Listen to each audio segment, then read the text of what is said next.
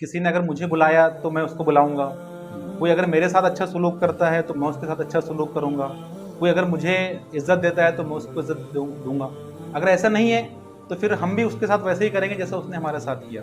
ये वादे को पूरा करने की ऐसी मिसाल है जो हमको तारीख़ इंसानी में नहीं मिलती। और एक शख्स जो अभी तक बहुत नेक और पारसा समझा जा रहा था, जो नेकियों के बोझ के तले दबा चला जा रहा था, वो जहन्नम में घसीट कर डाल दिया जाएगा। अल्लाह ने वरासत के हिस्सों की तकसीम के लिए जो कसौटी बनाई है वो लड़की के हिस्से को कसौटी बनाया है। और लड़की के ताल्लुक़ से वालिदैन को ये ताकीद की गई है कि वो अपने बेटी के वरासत का हक़ दें, जहेज़ के लेन देन की कोई बात नहीं। भाई अपने बहनों की विरासत के हक़ को गस्ब कर ले और फिर अल्लाह से रो रो कर माफ़ी मांगे तो क्या वो माफ़ हो जाएगा? नहीं। वो ऐसा जुमला है कि जो तारीख़ इंसानी में आज तक कोई कह नहीं सका है। लोगों सुन लो, फ़ातिमा मखज़ूमिया की जगह पर फ़ातिमा बिन्त मोहम्मद सल्लल्लाहु अलैहि वसल्लम भी अगर चोरी करती तो मैं उसके भी हाथ कलम करता। अस्सलामु अलैकुम वरहमतुल्लाह। नाजरीन, खिलवत हो या जिलवत हो, आमद हो या रफ्त हो, घर हो या बाज़ार हो, मैदान सियासत हो या मैदान मईशत हो, हर मामले में हमें अल्लाह के नबी सल्लल्लाहु अलैहि वसल्लम की ज़िंदगी के अंदर एक उसवा और एक नमूने कामिल हमको नज़र आता है। किसी मामले में हम ये मतलब इस बात का इजहार नहीं कर सकते कि फ़लाँ फील्ड के अंदर और फ़लाँ शोबे के अंदर हम किस तरह अपनी ज़िंदगी गुजारें। अल्हम्दुलिल्लाह, अल्लाह के नबी सल्लल्लाहु अलैहि वसल्लम की जो ज़िंदगी है वो एक एक मामले में और एक एक फील्ड और शोबे के अंदर हमारी रहनुमाई करती है। आप जानते हैं कि आज जो हमारा समाज है, हमारी सोसाइटी है, ये मुख्तलिफ़ किस्म की बुराइयों की और बेहयाइयों और दीगर बहुत सारे जराइम की आमाजगाह बन चुकी है। तो ऐसे समाज के लिए, एक अच्छा और एक पाकीज़ा समाज बनाने के लिए हमें कहाँ से रहनुमाई अख़ज़ करनी है, हमें किसके उसवे को तलाश करना है, तो हमारी नज़र अल्लाह के नबी सल्लल्लाहु अलैहि वसल्लम के उसवे पर जाती है। तो आज इस टॉपिक पर बात करने के लिए हमारे साथ मौजूद है मौलाना तुफ़ैल नदवी साहब। हम आपका इस्तकबाल करते हैं। अस्सलामु अलैकुम वरहमतुल्लाह। वालेकुम अस्सलाम वरहमतुल्लाहि वबरकातुहू। मैं अपनी बात को आगे बढ़ाने से पहले मौलाना का एक मुख्तसर सा तारुफ पेश कर दूँ। मौलाना हाफिज़ कुरान हैं। आपने नदवतुल उलमा लखनऊ से आलिमियत की है। इसके अलावा आप नगीना मस्जिद आकोला में इमाम और ख़तीब हैं। साथ ही आप कुल जमाती तंजीम जो आकोला के अंदर बहुत सरगर्म है, उसके आप ज़िम्मेदार भी हैं।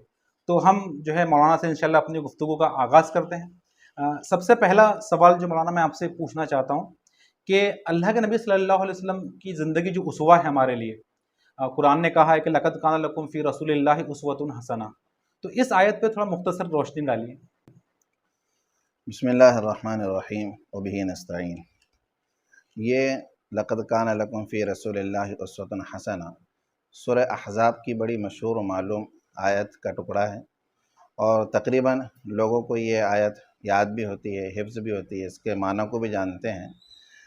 इसका एक बहुत ख़ास और अहम मफ़हूम है, और इसका जो पस मंज़र है इसके नुज़ूल का, वो बड़ी अहमियत का हामिल है, और वो है जंग अहज़ाब या जंग खंदक के पस मंज़र में ये आयत नाजिल हुई। अब जंग अहज़ाब या जंग खंदक का जो पस मंज़र था वो हमारे सामीन और नाज़रीन जानते होंगे कि उस वक्त हालात बड़े शदीद थे, सख्त इम्तिहान के दौर से गुज़र रहे थे। मुशरिकीन मक्का और क़बाइल अरब ये सब के सब इस्लामी ताकत को मिटाने के लिए और मदीने से मुसलमानों को ख़त्म कर देने के लिए हमला आवर हुए थे, और इंतहाई खौफ और दहशत का माहौल था। ऐसे वक्त में अल्लाह के नबी सल्लल्लाहु अलैहि वसल्लम ने जिस सब्र व सबात, अज़ीमत व इस्तिक़ामत और जवामर्दी व इस्तिक़लाल का मुज़ाहरा किया, और बातिल ताकत के सामने जिस साबित कदमी के साथ में आप जमे रहे, और जो फ़ौजी क़यादत, मिली क़यादत, और इसी तरह मुश्किल हालात में उन हालात को अंगेज़ करने की जो ज़बरदस्त सलाहियत का हुज़ूर अकरम सल्लल्लाहु अलैहि वसल्लम ने यहाँ पर मुज़ाहरा किया है, तो उन सारी चीज़ों को ये आयत बतलाती है कि लक़द कान लकुम फ़ी रसूलिल्लाहि उस्वतुन हसना, कि बड़े मुश्किल तरीन हालात थे। ऐसे वक्त में अगर कोई आपकी जगह पर दूसरा होता, वो घुटने टेक देता, हथियार डाल देता, शिकस्त कबूल कर लेता, या फिर वो समझौता करने पर मजबूर हो जाता। लेकिन आप सल्लल्लाहु अलैहि वसल्लम ने न शिकस्त खाई, न आपने घुटने टेके, न आपने हार मानी है, बल्कि अल्लाह की ज़ात पर यकीन, एतमाद, तवक्कुल और आपकी बेमिसाल क़यादत اور صحابہ اکرام کی جانثاری و فداکاری نے یہ مشکل ترین مرحلے کو آسان کر دیا اور اللہ کی مدد آپ پر نازل ہوئی اور یہ جنگ مسلمانوں نے جیتی ہے اور مشرکین مکہ کو قبائل عرب کو منہ کی کھانی پڑی ہے۔ تو ان سارے حالات کو دیکھتے ہوئے اللہ یہ کہہ رہا ہے قرآن کے قارئین سے، قرآن کے پڑھنے والوں سے، کہ حالات تمہارے سامنے آسان ہوں یا مشکل، معاملہ عسرت کا ہو یا عشرت کا، تنگی کا ہو یا آسانی کا، ہر حال میں حضور اکرم صلی اللہ علیہ وسلم کی ذات و شخصیت اور آپ کی سیرت سب کے لیے اسوہ اور نمونہ ہے۔ تو ایک بہترین اسوہ ہے حالات سے آدمی کس طرح اپنے آپ کو نکالے۔ جی، آپ نے جو بات کہی ہے اس میں یہ بات سمجھ میں آ رہی ہے کہ کیا یہ آیت صرف جنگ کے پس منظر میں ہی ہوگی یا پھر اس کا امپلیمنٹ تمام چیزوں پر کیا جائے گا؟ یہ اصل میں قرآنی آیات جو ہوتی ہیں وہ بسا اوقات اترتی تو ہے کسی خاص پس منظر میں، لیکن وہ تمام چیزوں کو شامل رہتی ہے۔ تو ایک مخصوص ماحول کے پس منظر میں یہ آیت نازل ہوئی ہے، لیکن یہ عام ہے، ہر طرح کے حالات کے لیے حضور اکرم صلی اللہ علیہ وسلم کی سیرت اور آپ کی زندگی اسوہ اور نمونہ ہے۔ تو صرف جنگ کے حالات کے لیے اس کو اسوہ ماننا اور باقی کے حالات کے لیے اس کو اسوہ تسلیم نہ کرنا، یہ ایسی بات نہیں ہے، بلکہ وہی حالت جنگ ہو یا حالت امن، ہر حال میں حضور اکرم صلی اللہ علیہ وسلم کی زندگی اور سیرت اسوہ ہے۔ تو جب مشکل حالات کے لیے آپ کی سیرت اور زندگی اسوہ ہے تو پھر آسان حالات کے لیے تو بدرجہ اولیٰ آپ کی زندگی اسوہ رہے گی۔ صحیح۔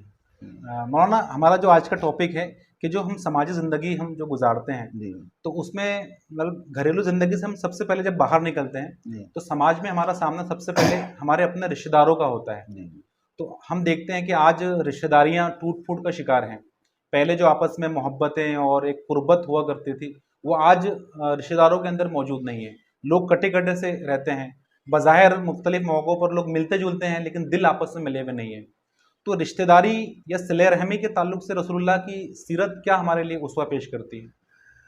جی، بہت اہم سوال ہے اور اس وقت کی بہت بڑی ضرورت ہے۔ قرآن کریم بھی اس سلسلے میں بہت تاکید کے ساتھ میں رہنمائی کرتا ہے اور حضور اکرم صلی اللہ علیہ وسلم کی ساری زندگی اور سیرت ان تمام چیزوں سے اور ان سارے معاملات سے عبارت ہے۔ ہم خطبہ نکاح پڑھتے ہیں یا سنتے ہیں تو اس میں رشتہ داری کی اہمیت کو بہت اہمیت اور تاکید کے ساتھ میں اجاگر کیا گیا۔ سورہ نساء کی ابتدائی آیات ہیں جو ہر جو نکاح پڑھانے والا ہوتا ہے وہ اس کو اس میں پڑھتا ہے۔ اسی طرح پھر سورہ احزاب کی آیت پڑھی جاتی ہیں تو اس میں رشتہ داری کی اہمیت کو اور اس کے حقوق کی ادائیگی کو بہت اہتمام کے ساتھ میں بیان کیا گیا ہے۔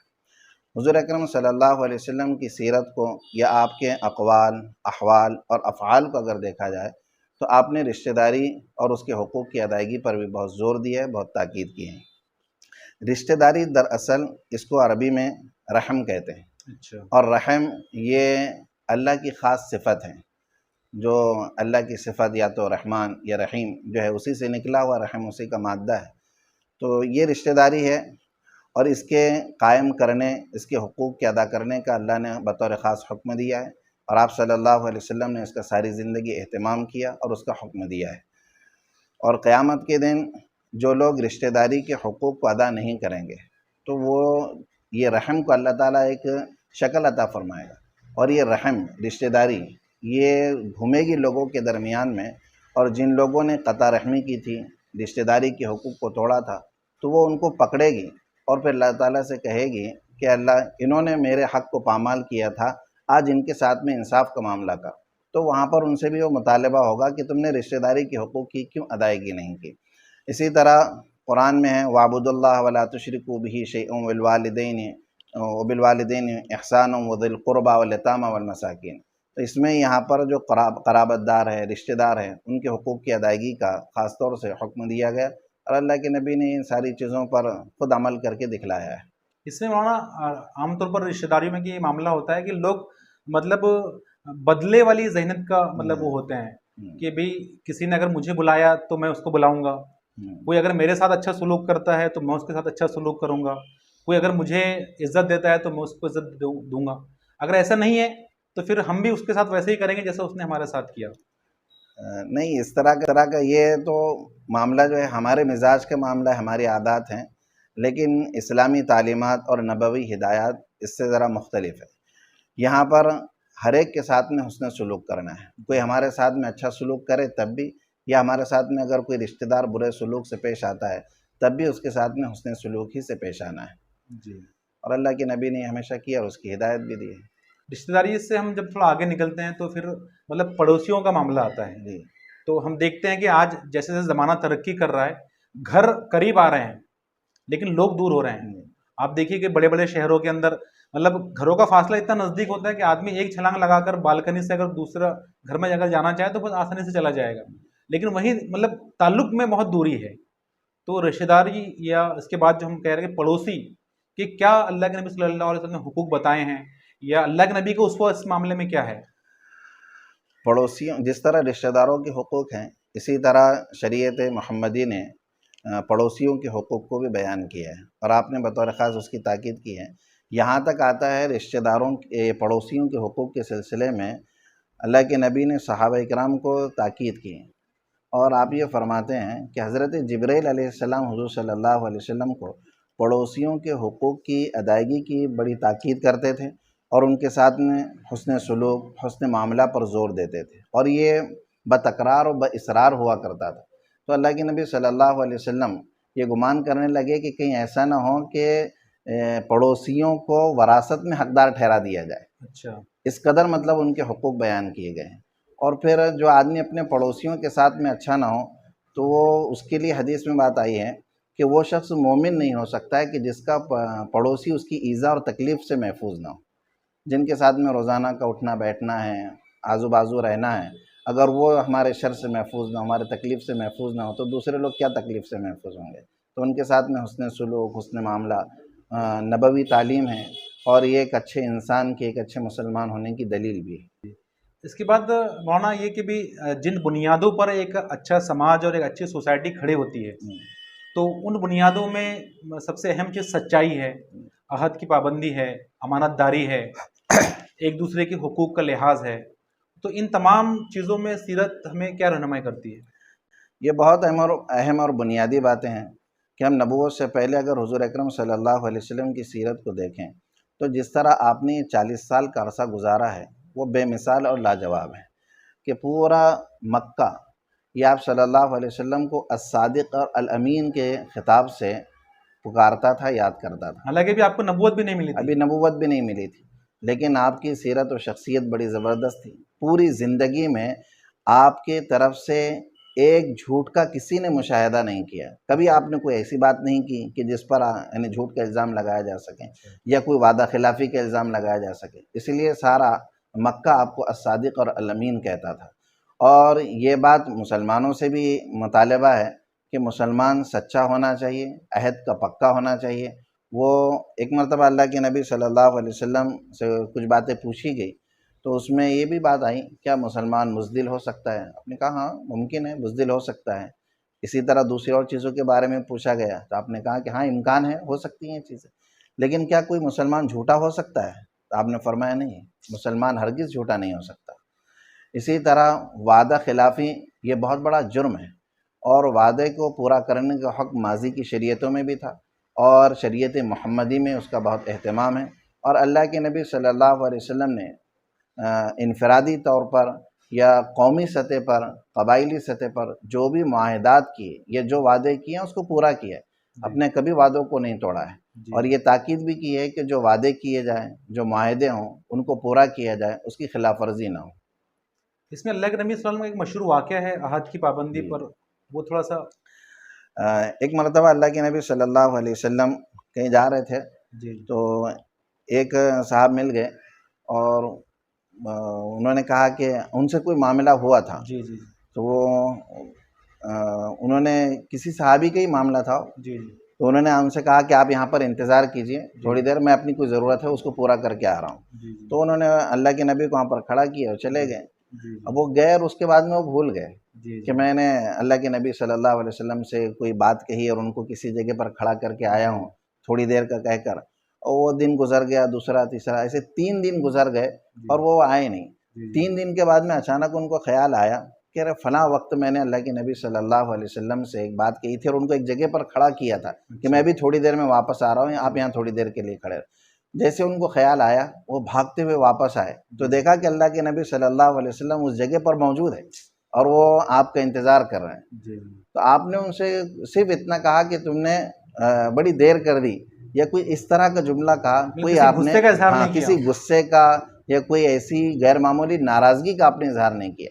تو 3 دن تک اسی جگہ پر کھڑے رہ کر اپنی زبان کو پورا کرنا، وعدے کو پورا کرنا، اور پھر جب ان کو وہ واپس آئے تو ان پر کوئی شدید ناراضگی کا آپ نے اظہار نہیں کیا۔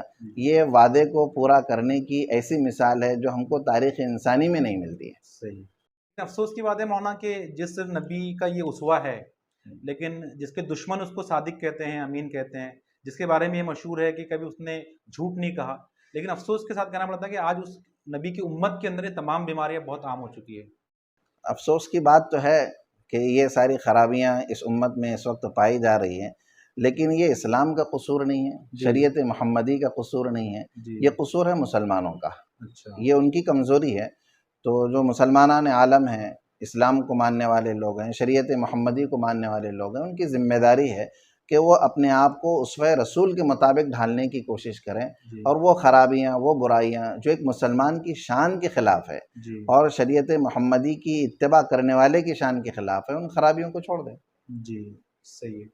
اس میں مولانا ایک اہم بات جو مجھے آپ سے کرنی ہے یا آپ سے مطلب اس سے پوچھنا ہے کہ آج ہم دیکھتے ہیں کہ ہمارا جو سماج ایک بڑی برائی جو اس کے اندر مطلب پنپ رہی ہے، یہ پنپ چکی ہے کہ، اور یہ برائی ایسی ہے کہ نہ صرف بے دین لوگوں میں بلکہ دیندار لوگ، اچھے لوگ بھی اس کے اندر پائے جاتے ہیں۔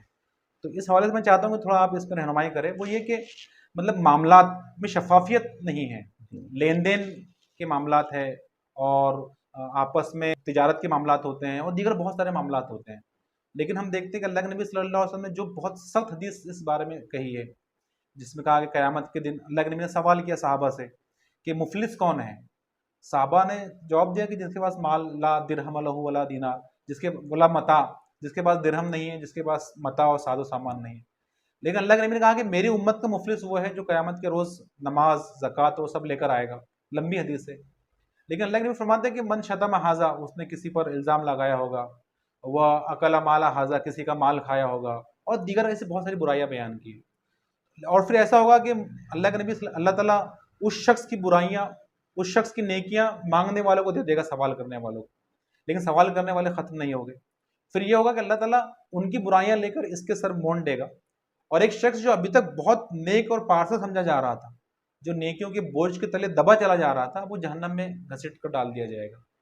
اتنی سخت باتیں اللہ کے نبی صلی اللہ علیہ وسلم نے بیان کی، اور یہ تمام باتیں اخلاق اور معاملات اور لین دین کے تعلق سے ہیں، لیکن افسوس کی بات ہے کہ آج اس برائی کے اندر امت کی اکثریت مطلب ملوث ہے۔ جی بالکل صحیح بات ہے، یہ حدیث موجود ہے، اور یہ ہم سب کے کان کھول دینے والی اور آنکھیں کھول دینے والی حدیث ہے، اس سے ہم لوگوں نے سبق لینا چاہیے۔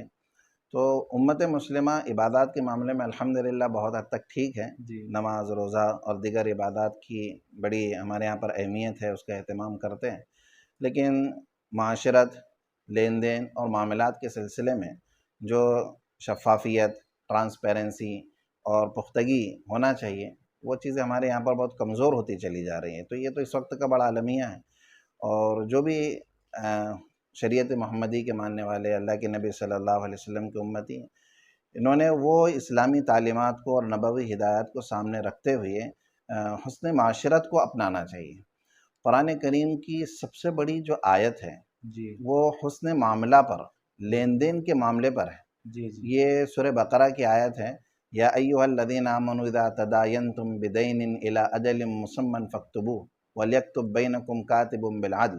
یہ پورے ایک صفحے کی آیت ہے، 15 سطر کی ایک آیت، اور یہ پوری کی پوری صرف اس بات پر ہے کہ جب تم معاملہ کرو آپس میں لین دین کا، ادھار کا، اس کو لکھ لیا کرو، اس کے اندر شفافیت ہونا چاہیے، ٹرانسپیرنسی ہونا چاہیے، کسی بھی قسم کی کوئی اس کے اندر کمی، کمزوری اور کوتاہی نہ ہو۔ وہ سارے معاملات یہاں پر بیان کیے گئے، لیکن ہم لوگ ان ساری چیزوں پر دھیان نہیں دیتے ہیں، تو اس کی وجہ سے ناراضگیاں پیدا ہوتی، معاملات خراب ہوتے ہیں، اور پھر وہ ناراضگیاں آگے بڑھ کر دشمنی، نفرت، عداوت اور سماجی اور معاشرتی بگاڑ پر جا کر ختم ہوتی ہے، اور پھر یہ سماجی بگاڑ یہ اخلاقی بگاڑ انسان کو جنت سے دور کر کے جہنم میں لے جانے کا سبب بن جاتا ہے۔ تو قرآن شریف میں بھی ہے اور حدیث میں بھی اس سلسلے میں صاف اور واضح ہدایات ہیں۔ اس معاملے میں تھوڑا میں تھوڑی گستاخی کرنا چاہوں گا یا تھوڑی جرات کہ اس میں مطلب ہم پرسنلی ایسا محسوس کرتے ہیں کہ لین دین کے معاملات میں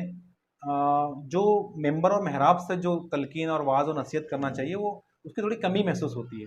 دیگر تمام چیزوں پر عام طور پر خطبے ہوتے ہیں، بیانات اور تقاریر ہوتی ہے، لیکن لین دین کے معاملات میں آدمی کلیئر رہے، کسی کی حق کو وہ غصب نہ کریں۔ کسی جیسے مثلا ایک مثال میں آپ کو، وراثت ایک اہم ایشو ہے، اس گناہ کے اندر اکثر لوگ ملوث ہیں، حاجی صاحب ملوث ہے، نماز پڑھنے والے ہیں کہ اپنے بہنوں کی اپنے بہنوں کو انہوں نے وراثت سے محروم کیا ہوا ہے۔ میں خود ایسے لوگوں کو جانتا ہوں کہ بہنوں کو وراثت نہیں دی ہے، بہنیں بہت غریب ہیں اور بھائی ہے کہ عمرہ کر رہے ہیں، حج پر حج ہو رہے ہیں۔ تو اس معاملے میں آپ کا کیا کہنا ہے؟ جی بالکل صحیح ہے، دکھتی ہوئی رگ پر آپ نے ہاتھ رکھا ہے۔ ممبر و محراب کے جو حاملین ہیں یا جو اس منصب پر فائز ہیں، ان لوگوں کی بڑی ذمہ داری ہے کہ ملت کی وہ صحیح رہنمائی کریں قرآن و حدیث کی روشنی میں۔ تو عبادات پر بہت زور ہیں یا پھر یہ کہ مخصوص افکار و نظریات کی ترسیل پر زور ہے، لیکن ملت کو جو درپیش مسائل ہیں یا جو معاشرے اور سماج کی ضرورتیں ہیں حقیقت میں، ان موضوعات پر یا ایشوز پر کم کہا جاتا ہے، اور پھر جس طرح بولنا چاہیے اس طرح بھی وہاں پر گفتگو نہیں ہوتی۔ یہ تو ایک بڑا کمزور پہلو ہے۔ تو اس میں جو ممبر و محراب کے خطیب ہیں، مقررین ہیں، ان لوگوں کی ذمہ داری ہے کہ وہ اس پہلو پر توجہ دیں اور معاشرے کی جو ضرورت ہے اور جو چیزیں ممبر سے جانا چاہیے، جو خطبات جمعہ کے ذریعے، خطبات عیدین کے ذریعے، خطبات نکاح کے ذریعے مختلف مواقع پر امت سے خطاب کرنے کا جب موقع ملے تو جو ذمہ داران ہیں یا جن کو اللہ تعالیٰ نے ممبر و محراب عطا کیے ہیں، تو وہ اپنی ذمہ داری کو حسن و خوبی کے ساتھ میں سمجھے اور ادا کرنے کی کوشش کریں۔ معاملات وغیرہ پر بطور خاص گفتگو ہونی چاہیے۔ اب جیسے آپ نے ذکر کیا بھی وراثت کے معاملے کا، وراثت کا معاملہ بہت اہم ہے۔ حضور اکرم صلی اللہ علیہ وسلم کی نبوت سے پہلے عرب جاہلیت میں عورتوں کے کوئی حقوق نہیں تھے، اور وہ ایک بوجھ سمجھا جاتا تھا، باعث ننگوار تھا ان کا وجود۔ لیکن آپ صلی اللہ علیہ وسلم کی نبوت اور بعثت کی وجہ سے عورتوں کو جو مقام مرتبہ ملا اور جو حقوق ان کو دیے گئے، وہ حقوق آج کی یہ ماڈرن دنیا بھی نہیں دے سکی ہے۔ اسی میں سے ایک اہم حق وراثت کا حق ہے، جو قرآن نے، اللہ کے نبی صلی اللہ علیہ وسلم نے اس خواتین کو دیا ہے۔ تو قرآن کریم میں ایک سورت ہے سورہ نساء، جس میں سب سے زیادہ جس موضوع پر فوکس کیا گیا ہے وہ وراثت کے قانون پر ہے۔ اور بات یہاں سے شروع ہوئی ہے کہ یوصیکم اللہ فی اولادکم للذکر مثل حظ الانثیین، کہ اس میں وراثت میں کس کا کیا حق ہے، تو وہ چیزیں بیان کی گئی۔ تو اس میں ایک بہت لطیف اور باریک نقطہ یہ ہے کہ ہمارا فوکس ہوتا ہے کہ لڑکے کا وراثت میں حق، لڑکے کا وراثت میں حق، یا مردوں کا وراثت میں حق ہے، یہ ساری چیزیں ہوتی ہیں۔ لیکن اللہ نے وراثت کے حصوں کی تقسیم کے لیے جو کسوٹی بنائی ہیں، وہ لڑکی کے حصے کو کسوٹی بنایا اللہ نے۔ اچھا، ماشاءاللہ۔ للذکر مثل حظ الانثیین، لڑکے کے لیے لڑکی کے 2 حصوں کے برابر حصہ ہے۔ لڑکے کا جو حصہ طے کیا ہے وہ لڑکی کے ریفرنس سے طے کیا ہے۔ ہاں، وہ لڑکی کے ریفرنس سے اللہ تعالی نے طے کیا ہے، اس کو اللہ نے بنیاد بنایا۔ یہ ایک بہت اہم اور لطیف بات ہے، ورنہ ہمارا فوکس پورا جو ہے مردوں پر یا لڑکوں پر ہوتا ہے۔ تو اس کے حقوق بیان کیے گئے، پھر اس میں وصیۃ من اللہ، فریضۃ من اللہ، اور تلک حدود اللہ، یہ چیزیں کہی گئی ہیں کہ اللہ کی طرف سے وصیت ہے، فریضہ ہے، یہ اللہ کے حدود ہے اور ان کی ادائیگی ضروری ہے، اور اگر کوئی اس کی ادائیگی نہیں کرتا ہے تو وہ حدود الہی کو پامال کرتا ہے، اور حدود الہی کو پامال کرنے کا نتیجہ رسوا کن اور ذلت آمیز عذاب ہے۔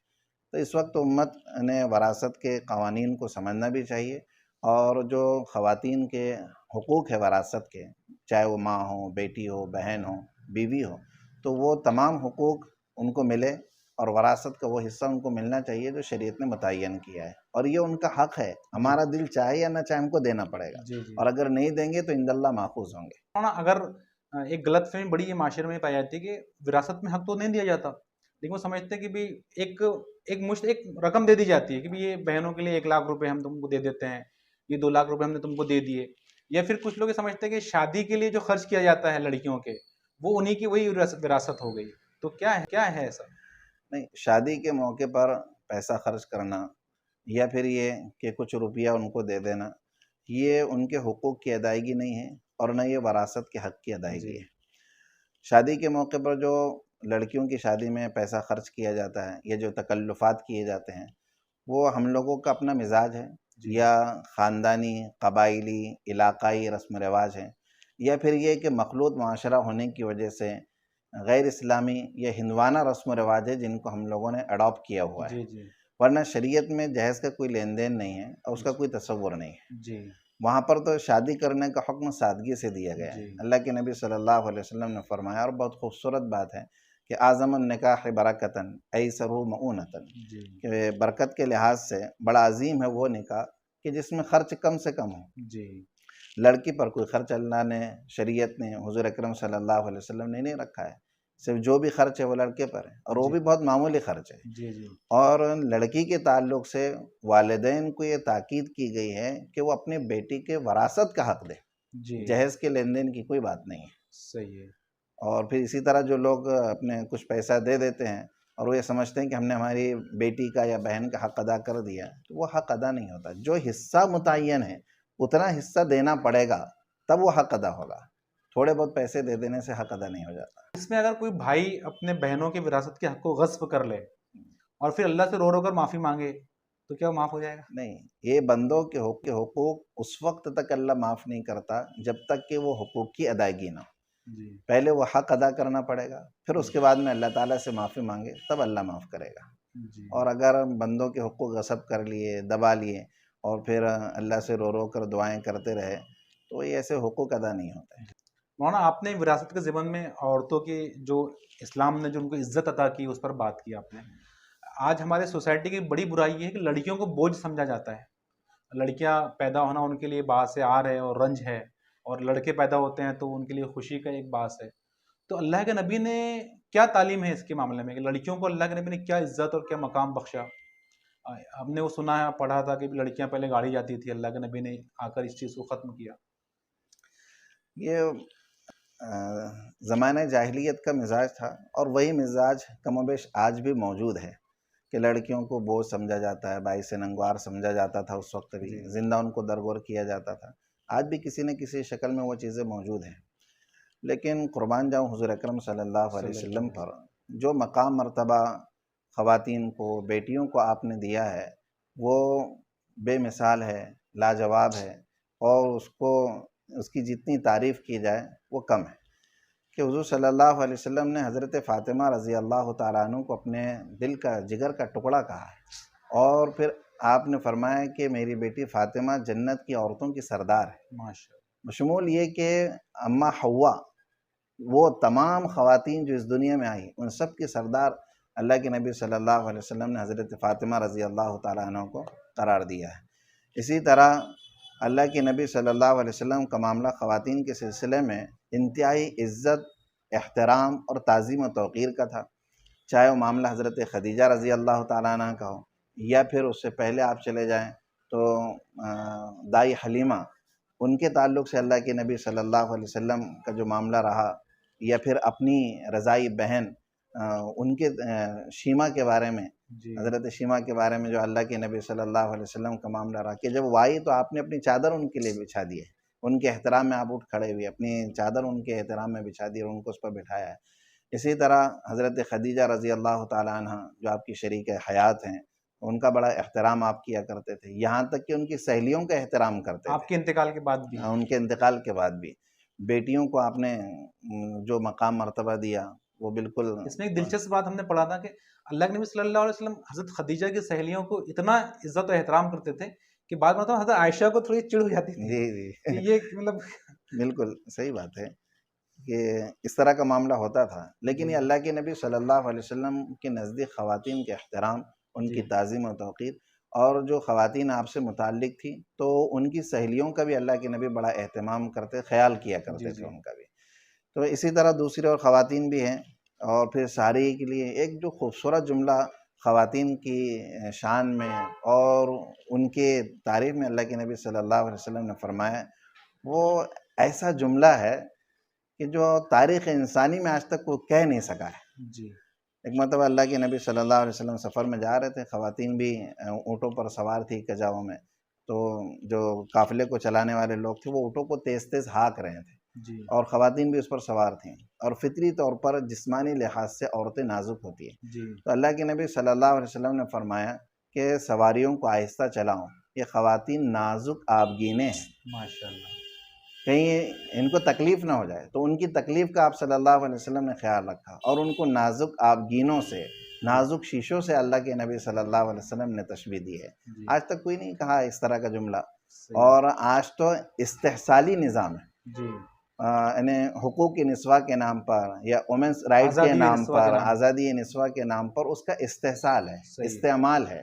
جی اور صرف ان سے فائدے حاصل کیے جا رہے ہیں، ان کو حقوق نہیں دیے جا رہے ہیں، جی جبکہ اللہ کے نبی نے ان سے فائدہ اٹھانے کے بجائے ان کو حق دینے کی بات کہی، جی اور سارے حقوق متعین کیے، ماں کا حق، بیٹی کا حق، بہن کا حق، بیوی کا حق، اور ساری تفصیلی ہدایات ملتی ہیں ایک ایک کردار کے سلسلے میں، جی جی اور امت کو چاہیے کہ اس پر توجہ دے۔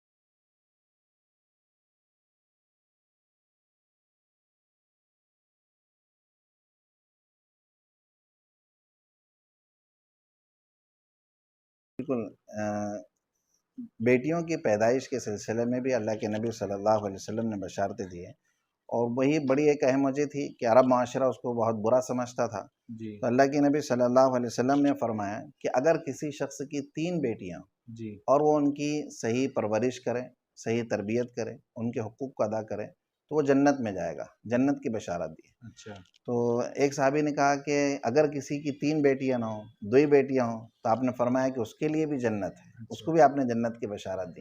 اسی طرح ایک جگہ اور ملتا ہے کہ کسی صحابی نے کہا کہ 2 بیٹیاں نہ ہوں، ایک ہی بیٹی ہو، جی تو آپ نے فرمایا کہ ایک بیٹی بھی اگر ہو اور اس کی بھی وہ تعلیم و تربیت صحیح ڈھنگ سے کرے، اس کے حقوق کو ادا کرے، اس کے وقت پر شادی کر دے، تو اس کے لیے بھی جنت کی بشارت ہے۔ بڑا افسوس ہوتا ہے ہمارا کہ ایک بیٹی کی پرورش پر اللہ کے نبی نے جنت کی ضمانت دی ہے، اس کی صحیح تعلیم و تربیت پر، لیکن افسوس کی بات ہے کہ وہی بیٹی آج جو ہے سوسائٹی کے اوپر بوجھ بنی ہوئی ہے۔ اور جو آپ نے بات کی تھی ابھی شادیوں کے معاملات میں، تو شاید شادی ہی مین اس کی، ایسا شادیوں کے جو رسوم و رواج ہے، جو اس کے خرچ ہیں، وہ ایک بڑی وجہ معلوم ہوتی ہے اس کی۔ ہے بہت ساری وجوہات ہیں کہ ہم نے شادیوں کو مہنگا کر دیا، اس میں بڑے الجھاؤ پیچیدگیاں آ گئی ہیں، جی اور مطلب غریب لوگوں کی اب وہ طاقت نہیں رہی ہے جی کہ وہ تمام اہتمام اور تکلفات کر سکیں جو لڑکے والوں کی طرف جی سے ان کے مطالبات ہوتے ہیں، تو اس وجہ سے لڑکیوں کو بوجھ سمجھا جاتا ہے، اور پھر وہ بہت ساری معاشرتی خرابیاں وجود میں آ جاتی ہیں، جی یعنی وقت پر رشتے نہیں ہو پاتے ہیں، یہ رشتے ٹوٹ جاتے ہیں، نوبت پھر طلاق کی یا خلا کی آ جاتی ہے، یا پھر ارتداد جو اس وقت ایک بڑا فتنہ بنا ہوا ہے اور بڑا چیلنج ہے امت مسلمہ کے لیے، کہ امت کی بیٹیاں آج جو مطلب ہمیشہ باپردہ تھیں، اور جن کی عزت، عفت اور عصمت کی چاند و سورج قسمیں کھا سکتے تھے، تو آج وہ غیروں کے بستر کو گرم کر رہی ہیں۔ تو اس کی ایک بڑی وجہ یہ بھی ہے کہ ہم لوگوں نے اپنے یہاں غیر اسلامی رسم و رواج کو سختی کے ساتھ میں اپنایا، تو اس کے نتیجے میں آج ہماری بچیاں ہمارے ہاتھوں سے نکل رہی ہیں، شادیاں مہنگی ہو گئی ہیں، تو زنا آسان ہو گیا ہے۔ جی تو نکاح کو اسلامی طریقے کے مطابق، نبوی ہدایت کے مطابق اگر ہم انجام دیں، اور خاندانی قبائلی رسم و رواج کو اگر چھوڑ دیں، تو بہت ساری خرابیاں خود بخود انشاءاللہ ختم ہو جائے گی، جی اور ایک اسلامی معاشرہ وجود میں آئے گا۔ جی مولانا، اس میں جو ہم سماج کی بات کر رہے ہیں، سوسائٹی کی بات کر رہے ہیں، ایک اچھے اور اچھے سماج کی بنیاد، ایک اچھے سوسائٹی کی جو بنیادیں رکھی جاتی ہیں، اس میں ایک بڑی بنیاد یہ ہوتی ہے کہ اس کے اندر مساوات ہو، جی لوگ عدل و انصاف پر قائم رہے، ایک دوسرے کے ساتھ عدل و انصاف کریں۔ تو اس معاملے میں سیرت ہماری کیا رہنمائی کرتی ہے، اور اللہ کے نبی کا کیا اسوہ تھا عدل و انصاف اور مساوات کے معاملے میں؟ دیکھیے، مساوات انسانی کے بارے میں تو قرآن میں کئی آیات ہیں جی کہ انسان بحیثیت انسان سب برابر ہے، جی چاہے وہ مسلم ہو یا غیر مسلم ہو، اس میں کوئی تخصیص نہیں ہے۔ وہ شروع میں ہم نے جو سورہ نساء کی آیت پڑھی ہے تو اس میں بھی سارے انسان جو ہے وہ برابر ہیں. پھر سورہ حجرات کی ایک آیت ہے کہ یا ایھا الناس انا خلقناکم من ذکر و انثی وجعلناکم شعوبا وقبائل لتعارفوا ان اکرمکم عند اللہ اتقاکم. یہاں ساری انسانیت سے خطاب ہے اور سب کو کہا گیا ہے کہ تم ایک ماں باپ کی اولاد ہو. تم کو خاندانوں یا قبیلوں میں جو تقسیم کیا گیا ہے وہ باہم تعارف کے لیے ہے. تو بحیثیت انسان اسلام میں کوئی طبقاتی اونچ نیچ اور ذات اور برادری کی کوئی کشمکش نہیں ہے. یہاں انسان کے حصے سے سب برابر ہیں. ہاں اگر کوئی برتری فوقیت و فضیلت اگر کچھ ہے تو وہ تقوی کی بنیاد پر ہے. دوسرا یہ ہے کہ یہ جو انسانی مساوات ہیں تو یہ جس معاشرے کے اندر انسانی مساوات نہ ہو یا ہیومن ایکولیٹی نہ ہو تو وہ معاشرہ یا وہ سماج کبھی بھی ترقی یافتہ نہیں ہو سکتا ہے، عدل و انصاف کا علمبردار نہیں بن سکتا ہے. یہ اسلامی معاشرے کی خوبی ہے کہ یہاں پر انسانی مساوات ہے، ہیومن ایکولیٹی ہے، اسی لیے عدل و انصاف کا یہاں پر بول بالا ہے. یہاں قانون سب کے لیے یکساں ہے. صحیح. یہودیوں کے یہاں پر یہ ہوتا تھا کہ امیر کے لیے قانون الگ ہوتا تھا، غریب کے لیے قانون الگ ہوتا تھا. اور وہی چیزیں آج اگر ہم دیکھیں دنیا کے مختلف ملکوں کے اندر ایک تھوڑا معذرت، قانون الگ ہوتا تھا یا وہ امپلیمنٹ نہیں کرتے تھے؟ وہ یعنی اس میں تحریف کر دیتے، امپلیمنٹ نہیں ہوتا تھا، اچھا. یعنی بدل دیتے تھے قانون. قانون ہوتا تو تھا ایک ہی، تورات میں سب کے لیے قانون ایک ہی تھا، لیکن یہ لوگ امیر کو دیکھ کر الگ بات کر دیتے تھے، غریب کو دیکھ کر الگ بات کر دیتے. تو اسی طرح آج کے ماحول میں بھی کہ جو اثر و رسوخ رکھنے والے لوگ ہیں یا سیاسی شخصیات ہیں یا پھر یہ کہ مخصوص مذہبی فرقے سے تعلق رکھتے ہیں تو ان کے لیے قانون کی شکل کچھ اور ہوتی ہے. اور جو غریب طبقہ ہے، پچھڑے ہوئے طبقات ہیں، ان کے لیے قانون کی عدالتوں کی شکل کچھ اور ہوتی ہے. لیکن اللہ کے نبی صلی اللہ علیہ وسلم کی سیرت کو اگر دیکھیں ہوں تو یہاں پر کمتر برتر، چھوٹا یا بڑا، ذات پات کی اونچ نیچ، عدل و انصاف کے قیام کے سلسلے میں کبھی رکاوٹ نہیں بنی. ایک مرتبہ کا واقعہ اور بڑا زبردست واقعہ ہے کہ فاطمہ مخزومیہ نامی خاتون، اس نے چوری کر لی اور باعزت گھرانے اور خاندان کی خاتون تھی. تو اور اسلام میں یہ قانون ہے کہ اگر کوئی شخص چوری کرے تو اس کے ہاتھ قلم کر دیے جائیں. تو جب یہ معاملہ سامنے آیا لوگوں کے کہ بھئی اس خاتون نے چوری کر لی ہے اور جب اللہ کے نبی صلی اللہ علیہ وسلم تک یہ بات جائے گی تو اس پر حد نافذ ہوگی، اس کے ہاتھ کاٹے جائیں گے. تو اس کا ہاتھ کٹنا یہ اس قبیلے کے لیے ذلت اور رسوائی کا سبب ہوگا، ان کی ناک کٹ جائے گی. تو ان لوگوں نے چاہا کہ اللہ کے نبی سے سفارش کی جائے کہ کسی طرح اس خاتون کے ساتھ میں نرمی کا، رعایت کا معاملہ کریں، اس کے ہاتھ نہ کٹیں اور کچھ ہلکی پھلکی سزا دے کر معاملے کو ختم کر دیا جائے. تو تفصیلی واقعہ ہے. تو اس میں حضرت اسامہ بن زید یہ اللہ کے نبی صلی اللہ علیہ وسلم سے بے تکلف تھے، وہ گئے وہاں پر سفارش کی انہوں نے. حالانکہ ہم نے پڑھا تھا کہ یہ بھی بہت تکلف کر رہے تھے، ہاں تکلف نہیں جانا چاہ رہے، مطلب وہی میں شروع میں کہا کہ تفصیل واقعہ ہے لیکن وقت کی قلت کی وجہ سے میں بہت ساری چیزیں وہ کر رہا ہوں. تو اللہ کے نبی صلی اللہ علیہ وسلم سے جب یہ بات کہی گئی کہ ان کے ساتھ میں نرمی برتی جائے تو اللہ کے نبی صلی اللہ علیہ وسلم کے چہرے کا رنگ بدل گیا اور آپ جلال میں آ گئے اور باہر نکلے اور آپ نے سب لوگوں سے یہ کہا کہ تم سے پہلے بھی لوگ شریعت کے قانون کو، اللہ کے قانون کو اسی طرح بدل دیتے تھے. امیروں کے لیے الگ معاملہ کرتے، غریبوں کے لیے الگ معاملہ کرتے تھے. انہوں نے دین میں تحریف کر دی. سماج اور معاشرہ اسی طرح بگڑتا ہے، عدل و انصاف اسی طرح ختم ہوتا ہے. پھر آپ نے وہ تاریخی جملہ کہا جو قانون کی دنیا میں سنہرے حرفوں سے لکھے جانے کے قابل ہے. آپ نے فرمایا کہ لوگوں سن لو، فاطمہ مخزومیہ کی جگہ پر فاطمہ بنت محمد صلی اللہ علیہ وسلم بھی اگر چوری کرتی تو میں اس کے بھی ہاتھ قلم کرتا. سبحان اللہ.